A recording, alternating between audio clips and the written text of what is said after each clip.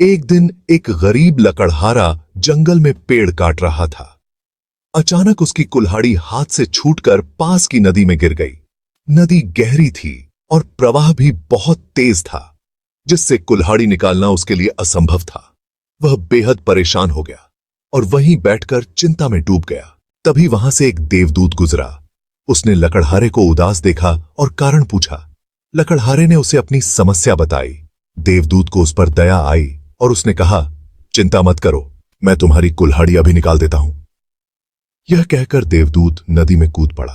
थोड़ी देर बाद देवदूत पानी से बाहर आया और उसके हाथ में सोने की एक चमचमाती कुल्हाड़ी थी। उसने लकड़हारे से कहा, क्या यह तुम्हारी कुल्हाड़ी है? लकड़हारे ने ईमानदारी से जवाब दिया, नहीं, यह मेरी कुल्हाड़ी नहीं है। देवदूत ने फिर से नदी में डुबकी लगाई और इस बार चांदी की कुल्हाड़ी लेकर बाहर आया। उसने लकड़हारे से फिर पूछा, क्या यह तुम्हारी कुल्हाड़ी है? लकड़हारे ने दोबारा कहा, नहीं, यह भी मेरी कुल्हाड़ी नहीं है। अंत में देवदूत ने तीसरी बार डुबकी लगाई और जब वह बाहर आया तो उसके हाथ में लकड़हारे की साधारण लोहे की कुल्हाड़ी थी। इसे देखते ही लकड़हारा खुशी से चिल्ला उठा, हां, यही मेरी कुल्हाड़ी है। उसकी ईमानदारी से प्रभावित होकर देवदूत ने कहा, तुम्हारी सच्चाई और ईमानदारी के लिए मैं तुम्हें इनाम देना चाहता हूं।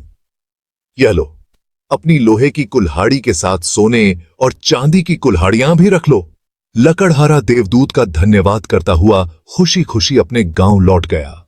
इस कहानी से हमें यह शिक्षा मिलती है कि ईमानदारी का फल सदैव मीठा होता है और सच्चाई की राह पर चलने वालों को सदा सम्मान मिलता है।